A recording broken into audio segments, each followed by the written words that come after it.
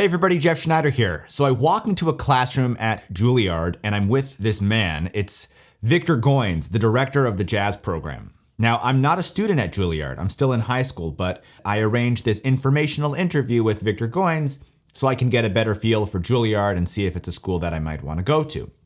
So he's showing me around the campus, and that's how we end up in this classroom. And he goes to sit down at the piano, and he says, let's play a tune. So I start setting up my saxophone, and he asks, what do you want to play? And I say, let's play 26-2. And he says, okay. So 26-2, if you don't know, is this John Coltrane tune. It's the hardest tune I know. And I'd been working on it in my bedroom, practicing with this Jamie Aebersold play-along for months, preparing for this moment. And I set up my saxophone, I go stand next to the piano, and he's Victor Goines, he's a saxophone player too. So he's sort of muscling his way through the chords, and there I am, I make it through the head, and as soon as I start my solo, I realize I'd made a huge mistake.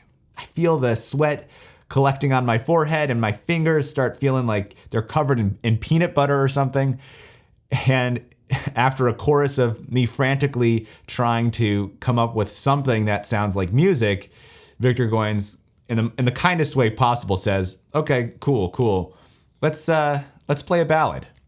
A year after that, I'm sitting on some stairs in New England Conservatory of Music, and I'm about to go in for my audition, like a real audition for the music school. And I don't know what to do. I'm on the phone with my teacher, and I'm asking him about what tune he thinks I should play. You know, I was trying to decide between playing this tune called Yes or No by Wayne Shorter and Without a Song, the Joe Henderson reharmonization of Without a Song. Yes or No was the more impressive tune. It was faster, and I felt like that would be a more impressive showing of my abilities.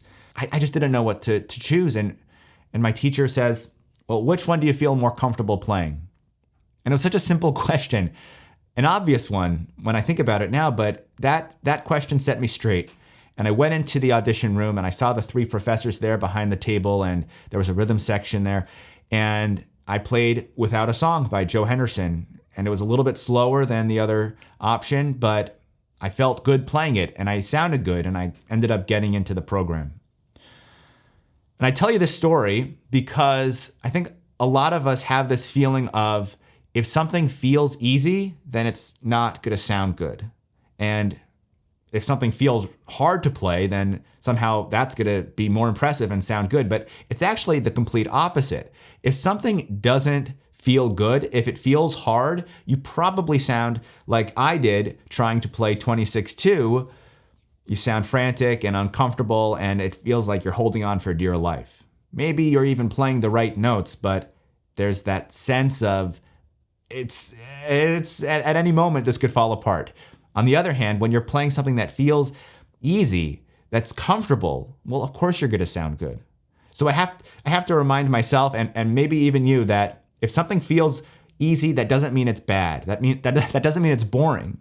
The other thing is when we practice so much and we're living with, like, let's say some licks that we're working on. We're building this vocabulary and we work on these licks and we transpose them into all of these different keys and we play them over and over and over again.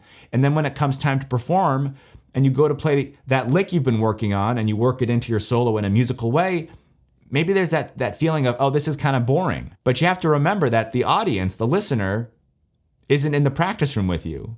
So again, what feels old hat to you could be an amazing experience for the listener. That doesn't mean you should never push yourself. And there's a way of pushing yourself in the practice room that will help you learn and improve quickly and without the frustration. And those methods are methods that I teach in my courses, like the soloing system and making the changes. I try to structure these courses in a way that is enjoyable and that you actually see the results and hear the results right away.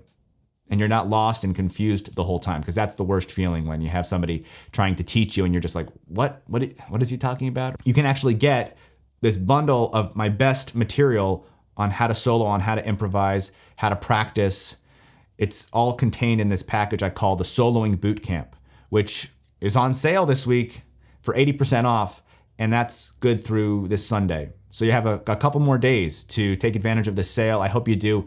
Again, it's my best material on how to improve your soloing and your improvisation and do it in a way where you're going to actually get some results quickly rather than having to wait around for 3 years practicing in a shed for 12 hours a day. So play what feels good and you're going to sound good. All right, until next time, thank you guys for watching. I'll see you in the next one. Bye-bye.